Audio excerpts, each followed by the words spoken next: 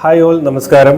അപ്പോൾ എല്ലാവരും വളരെ ആകാംക്ഷയോടുകൂടി കാത്തിരുന്ന നമ്മുടെ സ്പോക്കൺ ഇംഗ്ലീഷിൻ്റെ ഓൺലൈൻ സെഷൻ ഇതിവിടെ ആരംഭിക്കുകയാണ്. കഴിഞ്ഞ ഗൂഗിൾ മീറ്റിൽ നമ്മളെല്ലാവരും ചർച്ച ചെയ്തു എങ്ങനെ പഠിക്കണം എന്നുള്ളത്, അല്ലേ? ഇനി എന്ത് പഠിക്കണം എന്നുള്ളതാണ് നമ്മളുടെ എല്ലാവരുടെയും പ്രശ്നം. ഓക്കെ, എന്ത് പഠിക്കണം എന്നുള്ളതാണ് നമ്മൾ ഇന്നിവിടെ ചർച്ച ചെയ്യാൻ പോകുന്നത്. ഓക്കെ, ആദ്യമായി നിങ്ങൾക്ക് സ്ക്രീനിൽ കാണാം ഭാഷാ പഠനം ഒരു പരിചയപ്പെടുത്തൽ. എന്താണ് ഭാഷാ പഠനം ഒരു പരിചയപ്പെടുത്താൻ പാകത്തിന് എന്താ ഉള്ളത്? തീർച്ചയായും അതിൽ ഒരുപാട് കാര്യങ്ങളുണ്ട്. ആദ്യമേ നമുക്ക് പർപ്പസ് എന്താണെന്നറിയാം. ഒരു ഭാഷ പഠിക്കുന്നതോടുകൂടി നമ്മൾ പുതിയ പേഴ്സണാലിറ്റി ക്രിയേറ്റ് ചെയ്യുകയാണ്. ആ പേഴ്സണാലിറ്റി തന്നെയല്ല, അതോടുകൂടി തന്നെ നമ്മൾ വലിയ ഇംഗ്ലീഷ് പഠിക്കുമ്പോൾ വലിയ ഒരു കമ്മ്യൂണിറ്റിയുമായി ബന്ധപ്പെടാനുള്ളൊരു വഴി തുറക്കപ്പെടുകയാണ്, അല്ലേ? ഇത് ഇതിൻ്റെ വലിയൊരു പർപ്പസാണ്. നമുക്ക് കീ ഫോക്കസ് ഇതിൽ നിങ്ങൾ പ്രത്യേകിച്ച് എടുത്തു പോകേണ്ടത് എന്താണെന്ന് പറഞ്ഞാൽ, ആക്ച്വലി നമ്മൾ ഈ എടുത്തിരിക്കുന്ന ലെസൺ അല്ലെങ്കിൽ നമ്മൾ എടുത്തിരിക്കുന്ന എഫേർട്ട് നിങ്ങളെ ഇംഗ്ലീഷ് ഫ്ലുവൻസിയിലേക്ക് ഏറ്റവും മികച്ചതാക്കി വളരെ പെട്ടെന്ന് ആർട്ടിഫിഷ്യൽ ഇൻ്റലിജൻസിൻ്റെ സഹായത്തോടു കൂടി എത്തിക്കുക എന്നുള്ളതാണ്. ഓക്കെ, അപ്പം ഇനി വരുന്ന സ്ലൈഡുകളിൽ എന്തെങ്കിലും സംശയങ്ങളോ കാര്യങ്ങളോ ഉണ്ടാകാം. തീർച്ചയായിട്ടും കമൻറ്റിൽ ആ സംശയങ്ങൾ ചോദിക്കാൻ നിങ്ങൾ മടിക്കേണ്ടതില്ല. ഓക്കെ, നമുക്ക് നോക്കാം എന്താണ് ഭാഷ. Actually what is language?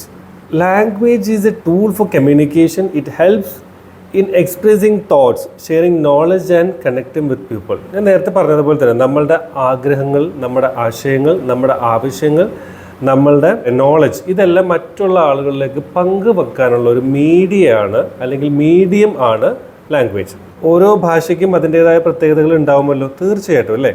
ഇതെങ്ങനെ നമുക്ക് എഫക്റ്റീവായിട്ട് പേഴ്സണൽ അല്ലെങ്കിൽ പ്രൊഫഷണൽ ഗ്രോത്തിൽ ഇംഗ്ലീഷ് ഭാഷ എങ്ങനെ ഉപയോഗിക്കാം എന്നുള്ളത് നമുക്കിവിടെ കാണാം. ഒരു കാര്യം പ്രത്യേകം ഉറപ്പെടുത്താനുള്ളത്, don't try to translate your language. നിങ്ങളൊരു ഭാഷ പഠിക്കാൻ പോവാണ്, നിങ്ങളുടെ മലയാളത്തെ അതുപോലെ തന്നെ ഇംഗ്ലീഷിലേക്ക് ഒരിക്കലും ട്രാൻസ്ലേറ്റ് ചെയ്യാൻ വേണ്ടിയിട്ട് ശ്രമിക്കരുത്. അതൊരിക്കലും പോസിബിൾ അല്ല. ഞാൻ പറഞ്ഞതുപോലെ നമ്മുടെ ആശയങ്ങളും നമ്മുടെ ആവശ്യങ്ങളും നമ്മുടെ ആഗ്രഹങ്ങളും അത് നിങ്ങൾക്ക് തോന്നുന്ന ഐഡിയ അത് എങ്ങനെയാണ് ട്രാൻസ്ഫർ ചെയ്യേണ്ടതെന്നുള്ളതിൻ്റെ കൺസ്ട്രക്ഷനും കാര്യങ്ങളെല്ലാം നമ്മൾ പഠിക്കുന്നുണ്ട്.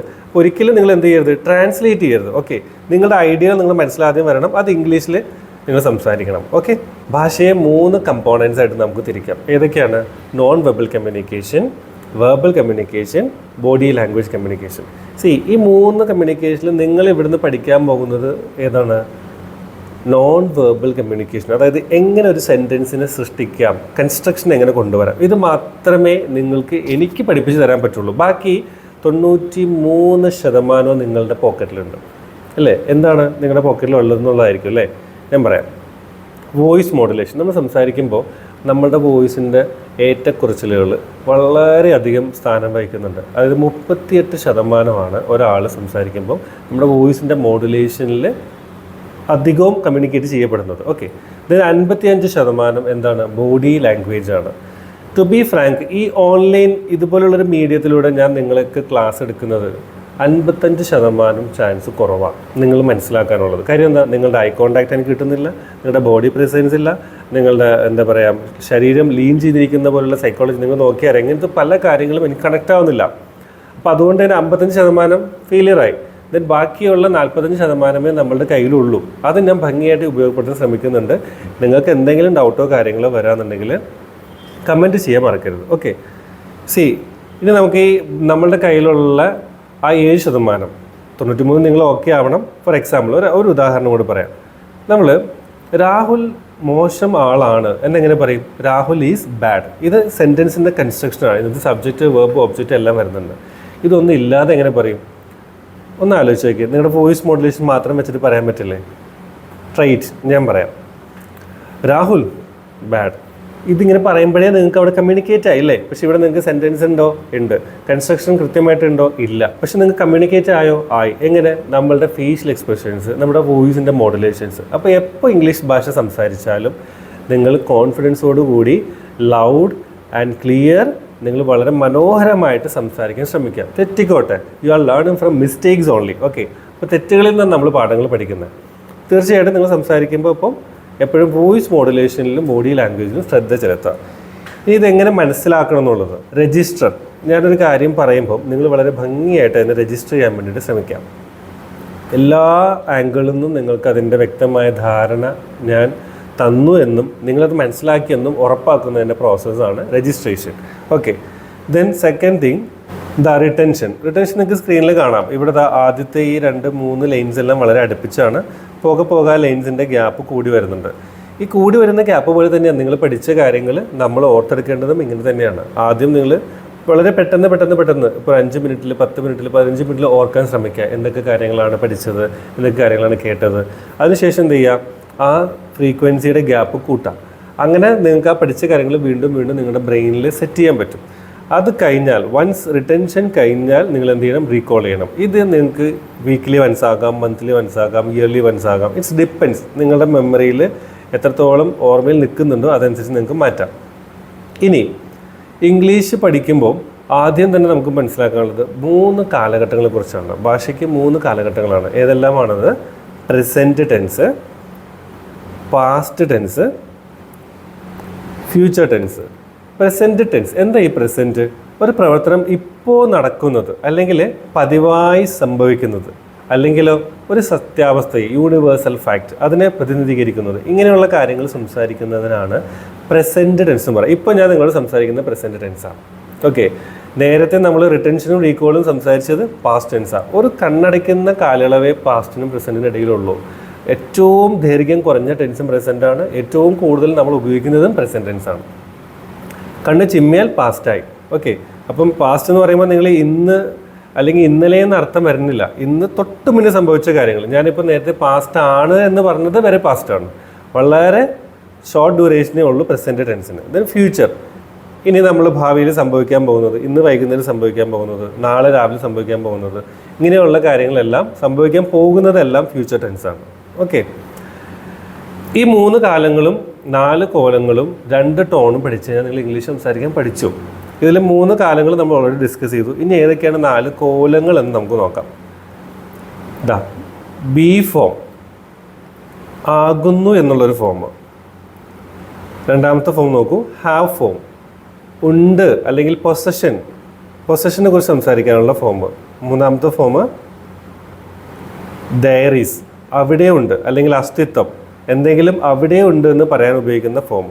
നാലാമത്തെ ഫോമോ ഡൂ ഫോം, ഇതാണ് ഒരു പ്രവൃത്തി ചെയ്യുന്നതിനെ കുറിച്ച് സംസാരിക്കുന്ന ഫോം. ഈ 4 ഫോമുകളും 3 കാലങ്ങളും 2 ടോണും പഠിച്ചാൽ ഇംഗ്ലീഷ് ഫ്ലുവൻസി നിങ്ങളുടെ കയ്യിലാണ്.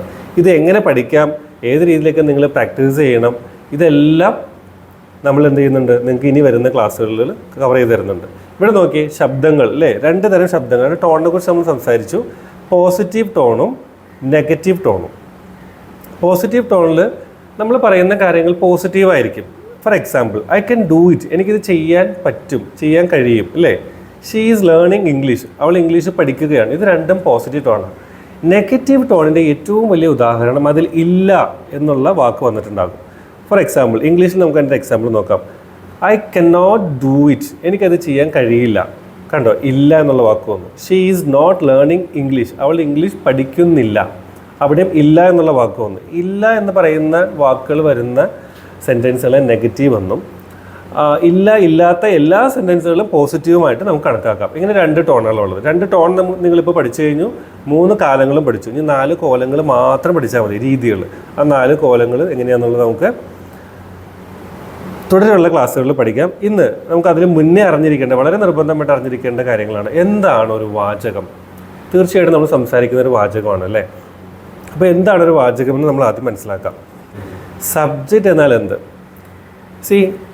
ഒരു വ്യക്തിയോ അല്ലെങ്കിൽ ഒരു സാധനങ്ങളോ സബ്ജക്റ്റ് ആകും. പക്ഷെ എന്ത് ചെയ്യണം? അതൊരു കാര്യം ചെയ്യണം, എന്തെങ്കിലും പ്രവൃത്തി ചെയ്യണം. ഇങ്ങനെ ആക്ഷൻ ചെയ്യുന്ന വസ്തുവോ ആളോ ആണ് സബ്ജക്റ്റ്.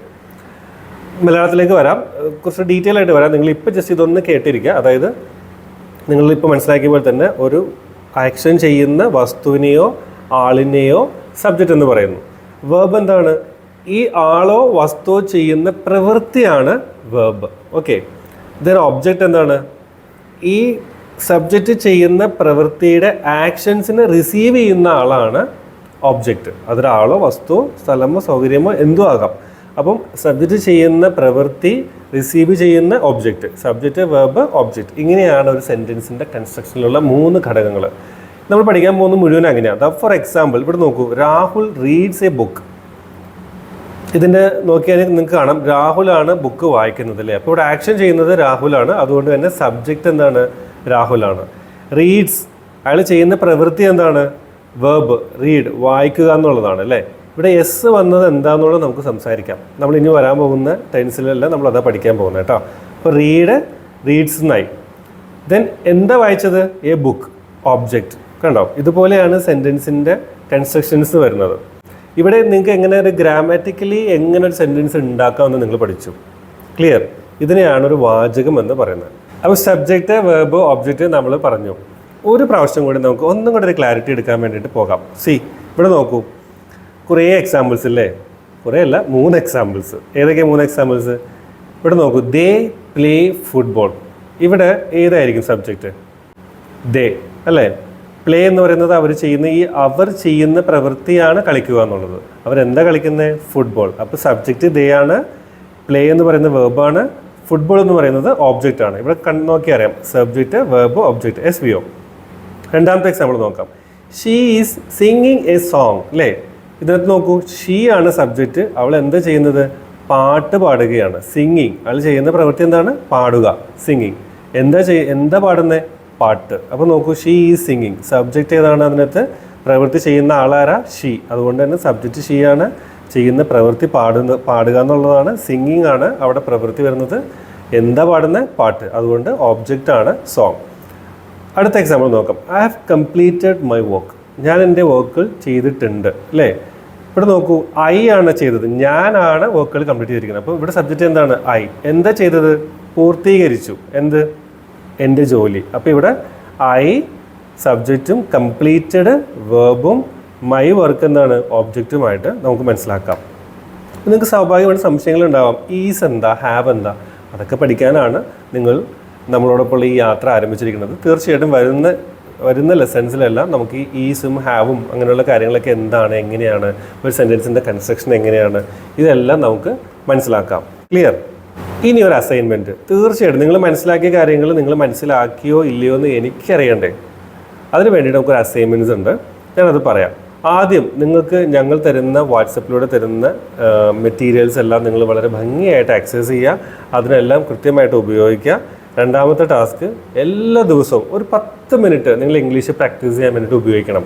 ഇപ്പോൾ ഈ പറഞ്ഞ കാര്യങ്ങൾ മനസ്സിലാക്കാൻ ശ്രമിക്കുക. മനസ്സിലാക്കിയില്ല അല്ലെങ്കിൽ മനസ്സിലാക്കാൻ പറ്റുന്നില്ല എന്നുണ്ടെങ്കിൽ താഴെ കമൻറ്റ് ചെയ്യുക. എഗെയിൻ നമ്മൾ ആ സെഷൻസ് ഒന്നുകൂടി നല്ല ഡീപ്പായിട്ടുള്ള രീതിയിൽ നമുക്ക് ക്ലാസ് എടുക്കാൻ പറ്റും. ബിക്കോസ് ഐ ഡോണ്ട് നോ എങ്ങനത്തെ ഒരു ഓഡിയൻസ് ആണ് എനിക്കുള്ളതെന്ന് എനിക്കറിയില്ല. അപ്പോൾ നിങ്ങൾക്ക് എത്ര ഡീപ്പായിട്ട് പോകണമെന്നും എനിക്കറിയില്ല. ഒബ്വിയസ്ലി നിങ്ങളെ കണ്ണോ അല്ലെങ്കിൽ നിങ്ങളുടെ ശരീരമോ കാണാത്തതുകൊണ്ട് എനിക്കറിയില്ല നിങ്ങൾക്കിത് എങ്ങനെ മനസ്സിലാവുന്നു എന്നുള്ളതും. സോ നിങ്ങൾക്ക് മനസ്സിലാക്കാൻ പറ്റാത്ത കാര്യങ്ങൾ നിങ്ങൾ കമൻറ്റിൽ ചെയ്യുക. ആ കമൻറ്റ് എത്രത്തോളം കമൻറ്റിൻ്റെ വ്യാപ്തി ഉണ്ടോ അതനുസരിച്ചുള്ള ഡീപ്പ് സെഷൻസ് ആവശ്യമുണ്ടെങ്കിൽ ടു ബി ഫ്രാങ്ക് നമ്മളത് എടുത്തിരിക്കും. അതുപോലെ വാട്സപ്പ് ഗ്രൂപ്പിൽ നിങ്ങൾക്ക് അവസരമുണ്ട് ചോദിക്കാനുള്ളത്, ആ അവസരങ്ങളും പാഴാക്കാതിരിക്കാം. ഇനി നിങ്ങൾ ചെയ്യേണ്ട എക്സാമ്പിളാണ് കട്ടപ്പ ബാഹുബലിയെ കൊന്നു. ഇതിൽ സബ്ജക്റ്റ് ആരാണ്? കട്ടപ്പയാണ്. എന്താണ് കട്ടപ്പ ചെയ്ത പ്രവൃത്തി? കൊല്ലുക എന്നുള്ള പ്രവൃത്തി. അപ്പോൾ എന്താണ് വേർബ്? എന്താണ്? കില്ല്, അതായത് കൊല്ലുക എന്നുള്ളത്. ആരാണ് ഒബ്ജക്റ്റ്?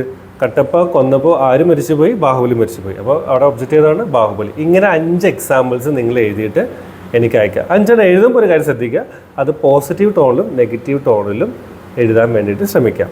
ബൈ. നമുക്ക് അടുത്ത വീഡിയോയിൽ കാണാം. അതുവരെ ബൈ ബൈ.